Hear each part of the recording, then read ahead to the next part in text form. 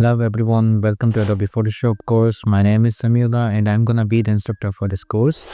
तो इस कोर्स में बेसिकली हम फोटोशॉप को सेटअप करने से 3D मॉडलिंग और डिज़ाइनिंग तक काफ़ी कुछ चीज़ें सीखने वाले हैं और this is gonna be the first lecture of this series जिसमें हम अडोबी फोटोशॉप को सेटअप करना, डाउनलोड कैसे करना है, उसको सेटअप कैसे करना है और इंफ्रास्ट्रक्चर जो इंटरफेस होता है उसकी बात करेंगे हम, जिसमें सबसे पहले तो हम इंटरफेस को डिस्कस करेंगे, उसके बाद इंटरफेस के मेन कंपोनेंट्स जो हैं हम उनको डिस्कस करने वाले हैं एंड उसके बाद जो नेविगेशन है, कस्टमाइजेशन एंड नेविगेशन को भी हम डिस्कस करेंगे।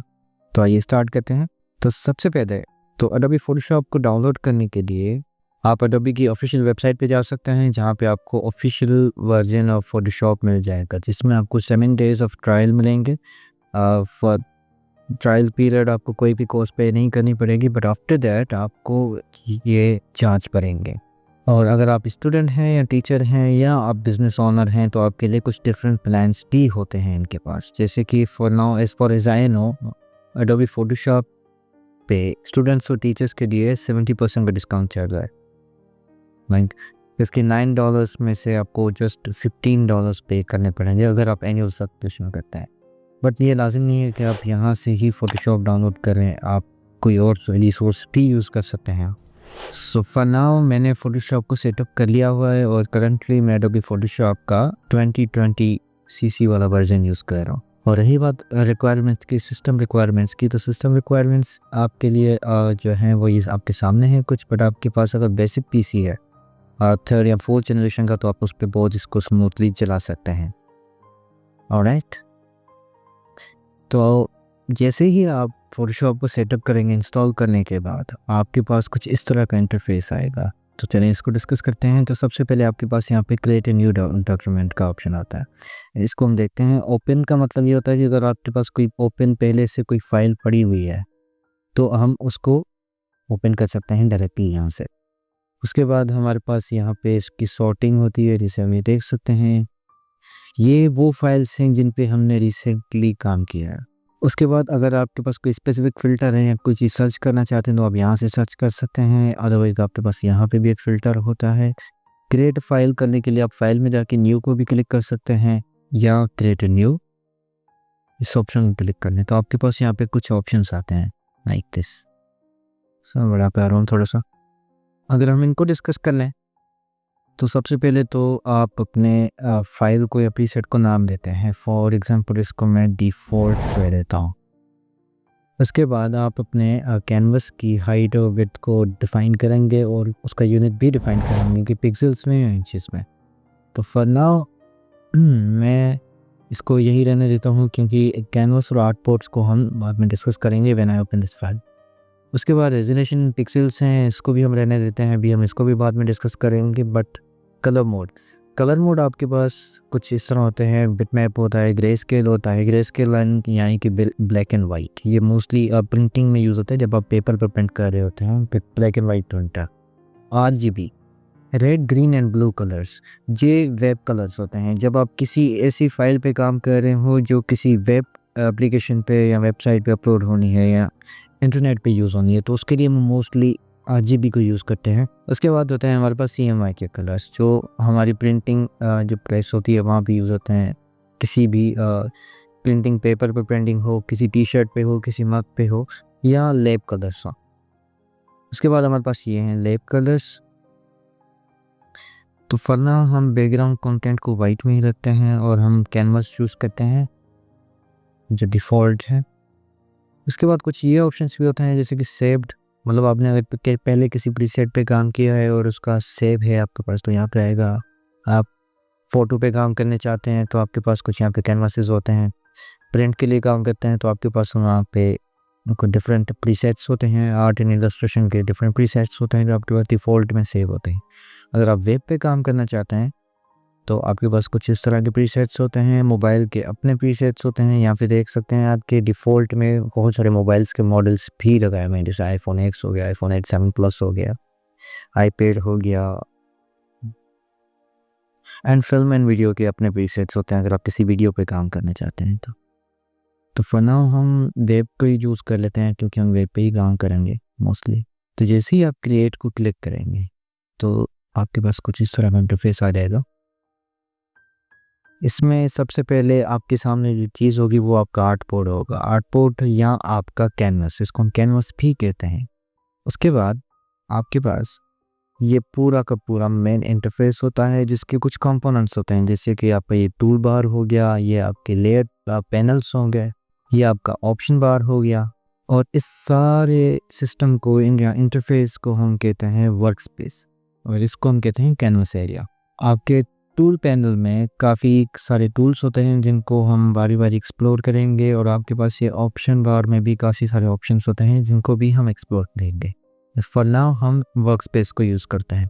अब वर्क स्पेस क्या होती है? बेसिकली वर्क स्पेस डिफरेंट काम के लिए, डिफरेंट फील्ड्स के लिए डिफरेंट वर्क स्पेस होती है। जैसे अब यहाँ आप क्लिक करेंगे आपके, तो आपके पास यहाँ पे कुछ वर्क स्पेसेस होंगे। जैसे एसेंशियल हो गया कि आप एक बेसिक काम कर रहे हैं, नॉर्मल काम कर रहे हैं, तो आपके पास एसेंशियल्स होते हैं। अगर आप 3D के डिज़ाइनर हैं तो आपका 3D का वर्क स्पेस आपके सामने आ गया, जिसमें आप देख सकते हैं कि 3D के पैनल्स आपके सामने खुल के आ गए हैं। अगर आप ग्राफिक वेब डिज़ाइनर हैं तो आपका डिफरेंट वर्क स्पेस होगा, आपके सामने कुछ डिफरेंट इस तरह के ऐप पैनल्स खुल के सामने आ जाएंगे। अगर आप मोशन डिज़ाइनर हैं तो आपके डिफरेंट पैनल्स होते हैं। पेंटिंग वालों के आप देख सकते हैं कि डिफरेंट पैनल्स होते हैं। यहाँ पे स्वॉचेस निकल के आ गई हैं, ब्रशेस निकल के आ गए हैं। फोटोग्राफी या एडिटिंग जिसको हम कहते हैं, उसके डिफरेंट पैनल्स होते हैं। जैसे कि आप देख सकते हैं यहाँ पे हिस्टोग्राम में नेविगेटर आ गया। बट फॉर नाउ हम एसेंशियल्स पे ही रहते हैं। अगर फॉर एग्जांपल आपसे किसी तरह से ये जो पैनल्स हैं आपके, ये रिमूव हो जाते हैं लाइक दिस, मैं इन सबको क्लोज कर देता हूँ ताकि हमें थोड़ी सी आसानी हो। मैं इस सब को रिमूव कर देता हूँ तो आपके सामने एक ब्लैंक इंटरफेस आ जाता है। तो ये आपके लिए परेशानी का बायस बन सकता है कि व्हाट डू आई डू ना। तो इसका बिल्कुल एक आसान हल ये है कि आप वापस वर्क स्पेस में जाएंगे और आपके पास यहाँ पे एक ऑप्शन होगा रीसेट एसेंशियल्स। आप जैसे ही क्लिक करेंगे तो आपके सारे पैनल्स वापस आ जाएंगे like this as it is, जैसे वो पहले थे।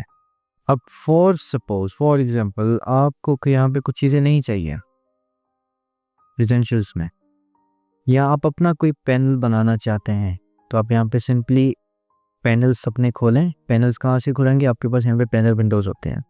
जैसे कि आपके पास यहाँ पे एडजस्टमेंट, ब्रश, चैनल्स, कैरेक्टर्स, आपके पास डिफरेंट चीज़ें होती हैं जो आप लगाना चाह रहे होते हैं। जैसे कि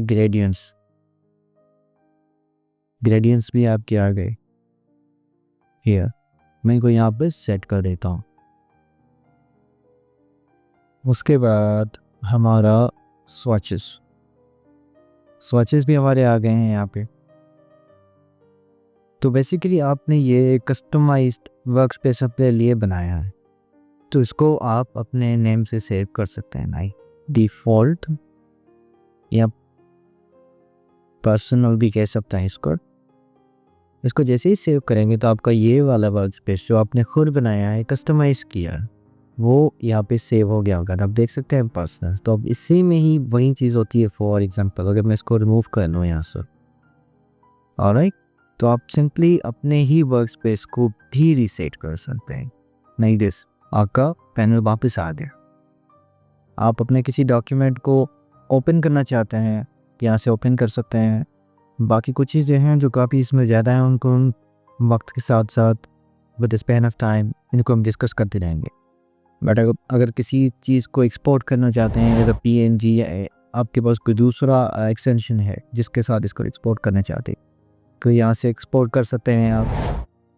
उसके बाद कोई ऑब्जेक्ट आप इसी कैनवास पे प्लेस करना चाहते हैं, आप अलग से ओपन नहीं करना चाहते बट इसको प्लेस करना चाहते हैं यहाँ पे, तो उसका भी एक ऑप्शन है यहाँ पे प्लेस एम्बेडेड।